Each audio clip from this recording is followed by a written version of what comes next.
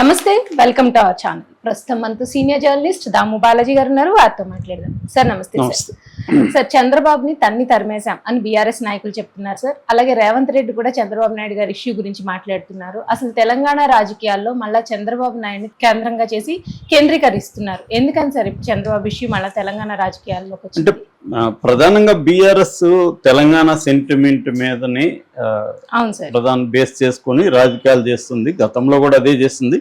Actual గా 2018లోనే BRS కి వ్యతిరేకత బాగా పెరిగింది. అప్పుడు ఒక రకంగా చంద్రబాబు వాళ్ళని కాపాడాడు. చంద్రబాబు కాంగ్రెస్ కలిసి ఇక్కడ మహాకూటమి పేరుతో పోటీ చేయడం వల్ల చంద్రబాబు బూచిని బలంగా తీసుకెళ్ళగలిగాడు. ఎవరు? కేసీఆర్. అంటే మళ్ళీ చంద్రబాబు వస్తున్నాడు, మళ్ళీ వలస పాలన మొదలవుతుంది అని. అంటే తెలంగాణ ప్రజలకి వలస పాలన పట్ల చాలా తీవ్ర వ్యతిరేకత ఉంటుంది. సో మళ్ళీ ఆంధ్ర వాళ్ళు వచ్చి డామినేట్ చేస్తారు అన్న ఒక ఇది తెలంగాణ ప్రజల్లో చాలా గట్టిగా ఉంటుంది. కాబట్టి దాన్ని కేసీఆర్ ఎప్పటికప్పుడు రగిలించడానికి ట్రై చేస్తుంటాడు. మనం కానీ రేవంత్ రెడ్డి పాలిటిక్స్ చూసినా కూడా ఈ కేసీఆర్కి ఉండే ఆ మోనోపల్ ఏదైతే ఉందో తెలంగాణ సెంటిమెంట్ మీద, దాన్ని కేసీఆర్ నుంచి లాగేసి తాను తీసుకోవాలనేది రేవంత్ రెడ్డి ప్రయత్నంగా కనబడుతుంది. అందుకనే కేసీఆర్ తీసుకొచ్చిన తెలంగాణ సింబల్స్ ఏవవుతున్నాయో వాటన్నిటిని మార్చడం, కేసీఆర్ ముద్రని నేను చెడిపేస్తానని చెప్పడం, ఇదంతా కూడా ఏంటంటే రేవంత్ రెడ్డి కూడా ఈ విషయాన్ని గ్రహించాడు. కేసీఆర్ తెలంగాణ సెంటిమెంట్ మీదనే బతికేస్తున్నాడు, దీన్ని మనం దెబ్బ కొట్టాలి అనేది రేవంత్ రెడ్డి గ్రహించాడు. కాకపోతే ఇప్పుడు కేసీఆర్ మళ్ళీ దాన్ని ముందుకు తీసుకొస్తున్నాడు చంద్రబాబు పేరుతో. ఎందుకంటే ఇది ప్రధానంగా కృష్ణా జిల్లాల వాటర్ ఇష్యూలకు సంబంధించి మొదలైంది ఇది. రెండవది, ఈ మధ్యకాలంలో తెలంగాణలో కూడా మేము యాక్టివ్ అవుతామని చంద్రబాబు చెప్తున్నాడు. ఎందుకంటే ఇక్కడ బీజేపీకి కొంత హోప్స్ ఉన్నాయి.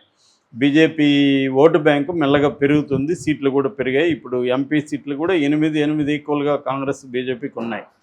కాబట్టి బీజేపీ ఏం చేస్తుందంటే తెలంగాణలో తెలుగుదేశానికి కూడా కొంత కేడర్ బేస్ పార్టీ కాబట్టి బీసీల్లో తెలుగుదేశానికి ఇది ఉంది ఒకటి. రెండోది, అక్కడ నుంచి వచ్చి ఇక్కడ సెటిలర్స్ అంటారు కదా, ఈ ఆంధ్ర సెటిలర్స్లో కూడా స్ప్రెడ్ అయినారు. వాళ్ళు కూడా వాళ్ళల్లో కూడా తెలుగుదేశానికి ఉంటుంది. నిజానికి తెలుగుదేశం కాంగ్రెస్కి ఈసారి గట్టిగా సపోర్ట్ చేయకపోతే రేవంత్ రెడ్డి వచ్చేది కూడా కష్టమైండేది. అందువల్ల కూడా ఎప్పుడూ వేయని కమ్మ బ్యాచ్ కాంగ్రెస్కి వేయని వాళ్ళు కూడా వాళ్ళ గ్రూప్స్లో నేను ఫస్ట్ టైం కాంగ్రెస్ కేసానని మెసేజ్లు కూడా పెట్టుకున్నాను. సో ఈ కాంటెక్స్ట్లో ఏంటంటే ఇప్పుడు నిన్న కేసీఆర్ విస్తృత స్థాయి రాజకీయ సమావేశం, వాళ్ళ పార్టీ సమావేశంలో ఆయన మాట్లాడుతూ తెలంగాణ రాజకీయ అస్తిత్వం మరొకసారి ప్రమాదంలో పడింది. ఈ రేవంత్ రెడ్డి వాళ్ళ గురువైన చంద్రబాబు కంట్రోల్లో ఉన్నాడు, ఆయన చెప్పినట్టే వింటున్నాడు. సో వాళ్ళు నీళ్లు తరలిస్తుంటే కూడా కేసీఆర్ కృష్ణా దీని నుంచి ఇతను ఏం మాట్లాడట్లేదు, మొత్తం చంద్రబాబుకు తాకట్టు అయిపోయాడు అన్నట్టుగా మాట్లాడాడు. దాని తర్వాత మాజీ మంత్రి జగదీష్ రెడ్డి చంద్రబాబుని మేము తరిమేశాము అప్పట్లో, అందుకని 9.5 సంవత్సరాలు మా పరిపాలన ఉన్నంత వరకు కూడా అతను రాలేదు అనేది కూడా చెప్పాడు. ఇది ఇప్పుడు పెద్ద న్యూస్ అయింది. అంటే నిజంగా చంద్రబాబు తరిమేశారా వీళ్ళు?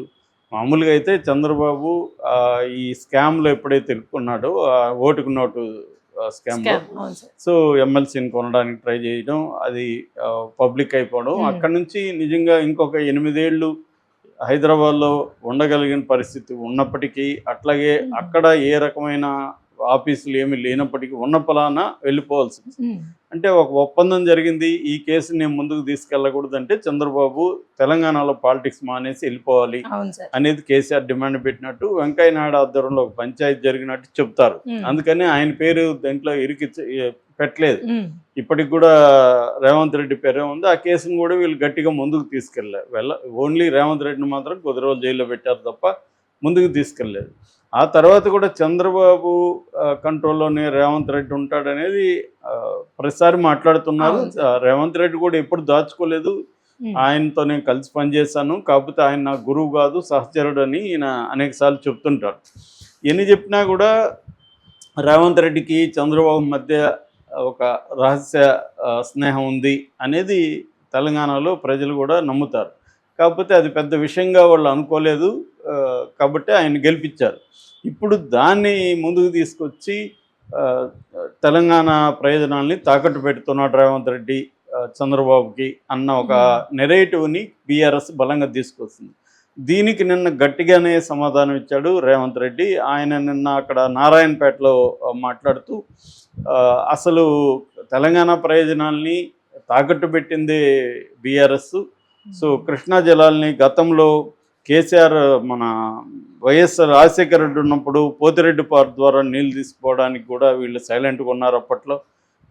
అట్లాగే తర్వాత జగన్ను పిలిచి రాజమర్యాదలు చేసి పంచపక్ష పరమాణాలు పెట్టి ఎత్తిపోతల పథకానికి నీళ్ళు ఇచ్చారు. ఇప్పుడు దానివల్లనే ఏమైందంటే అది కంప్లీట్గానే అయితే రోజుకి 10 టీఎంసీల చొప్పున నెలకు 300 టీఎంసీలు ఎత్తుకుపోతారు వాళ్ళు.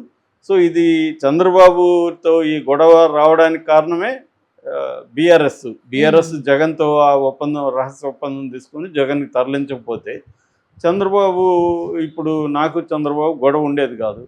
కానీ ఇప్పుడు దీనికి నేనేదో చంద్రబాబుకి ఇప్పుడు ఇస్తున్నట్టు చెప్తున్నారు. నేను ఇచ్చింది కాదు, ఇది వీళ్ళు ఇచ్చిందే అనేది ఆయన చెప్తున్నారు. ఎందుకంటే పోతిరెడ్డిపాడు నుంచి 4,000 క్యూసెక్కుల నుంచి 40,000కి అది పెరిగిపోయింది.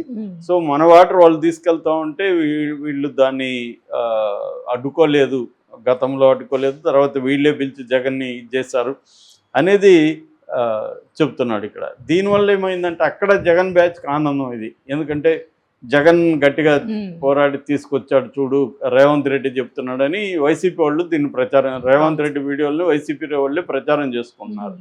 అంటే చంద్రబాబు చేయలేదు గతంలో, వైఎస్ఆర్ చేశాడు, దాని తర్వాత జగనే చేశాడు. అంటే ఆంధ్ర ప్రయోజనాల కోసం వైఎస్ఆర్ జగనే ఫైట్ చేస్తారు తప్ప చంద్రబాబు కాదు అనే వెర్షన్ని వాళ్ళు తీసుకుంటున్నారు వైసీపీ. ఒక రకంగా బీఆర్ఎస్ వైసీపీకి ఇండైరెక్ట్గా హెల్ప్ చేస్తుంది. మనకు తెలుసు బీఆర్ఎస్ వైసీపీ ఒకటి, ఇక్కడ రేవంత్ రెడ్డి తెలుగుదేశం కూడా అదే రకమైన సంబంధాలు, మంచి సంబంధాలు అయితే ఉన్నాయి. ఎందుకంటే ఇప్పుడు నెక్స్ట్ రాబోయే ఇక్కడ జిహెచ్ఎంసీ ఎన్నికల్లో కూడా తెలుగుదేశం మద్దతు రేవంత్ రెడ్డికి అవసరం. ఎందుకంటే హైదరాబాద్ చుట్టుపక్కల బీఆర్ఎస్ స్ట్రాంగ్ ఉందనేది కూడా మొన్న ఎన్నికల్లో మనకు ప్రూవ్ అయింది. సో ఆ విషయంలో కూడా ఇది ఉంది. సో ఇప్పుడు ఏంటంటే ఇక్కడ పాలిటిక్స్ యొక్క వేడి అనేది త్వరలో స్థానిక ఎన్నికల్లో రాబోతున్నాయి కాబట్టి కేసీఆర్ కూడా రంగంలోకి దిగే అవకాశం కనిపిస్తూ ఉంది. అందువల్ల కేసీఆర్కి ఉన్న టార్గెట్ ఏమంటే ఇటు కాంగ్రెస్ని ఇటు బీజేపీని రెండింటినీ ఒక దెబ్బ కొట్టాలి కాబట్టి చంద్రబాబుని తీసుకొచ్చాడు. చంద్రబాబు ఇప్పుడు ఇద్దరికీ కావాలి, ఇటు ఎన్డీఏలో భాగం కాబట్టి బీజేపీ తెలుగుదేశం కలిసే అవకాశం ఉంది ఇక్కడ. అట్లాగే రేవంత్ రెడ్డికి వెనక్కి చంద్రబాబు ఉన్నాడన్న ఒక నెరేటివ్ని తీసుకొని ఇద్దరికి సంబంధించి చంద్రబాబు ఒక దెబ్బకి, ఎందుకంటే కేసీఆర్కి ఏంటంటే ఇటు రేవంత్ రెడ్డిని దెబ్బ కొట్టాలి, ఇటు బీజేపీని దెబ్బ కొట్టాలి. ఎందుకంటే ట్రయాంగిల్ బ్యాటిల్లోనే కేసీఆర్ లూజ్ అయ్యాడు. సో వాళ్ళిద్దరిని ఎదుర్కోవాలంటే చంద్రబాబునే మళ్ళీ ఉపయోగించుకోవాలా, చంద్రబాబు తప్ప దిక్కు లేదు అన్న పరిస్థితిలోకి వెళ్ళిపోయారు. గతంలో కూడా ఇదే జరిగింది. అందుకనే ఇప్పుడు చంద్రబాబుని ఇక్కడికి తీసుకురావాలంటే కూడా రేవంత్ రెడ్డి కొంత భయం ఉంది. ఎందుకంటే మళ్ళీ అది ఉపయోగించుకుంటాడు అని. ఆల్రెడీ కాంగ్రెస్కి వ్యతిరేకత అయితే ప్రజలు ఎక్కడ చూసినా కాంగ్రెస్కి వ్యతిరేకత పెరిగింది. దీనికి ప్రధాన కారణం ఏంటంటే అలివిగాని హామీలు ఇచ్చేసి నెరవేర్చలేదు. అది అక్కడ కూడా అదే పరిస్థితి. చంద్రబాబు ప్రభుత్వానికి కూడా అలివిగాని హామీలు ఇచ్చేసి జగన్ 77,000 కోట్లు సంవత్సరానికి ఇస్తుంటే చంద్రబాబు 130,000 కోట్ల హామీలు, పథకాలు సంబంధించి హామీలు ఇచ్చేశారు.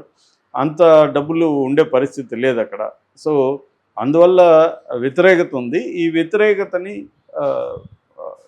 తగ్గించుకోవడానికి రేవంత్ రెడ్డి ట్రై చేయడం, వ్యతిరేకతను పెంచడానికి కేసీఆర్ చేయడం. కేసీఆర్ ప్రధానంగా సెంటిమెంట్ని నమ్ముకుంటున్నట్టుగా మళ్ళీ కనిపిస్తుంది. Right sir, thank you sir.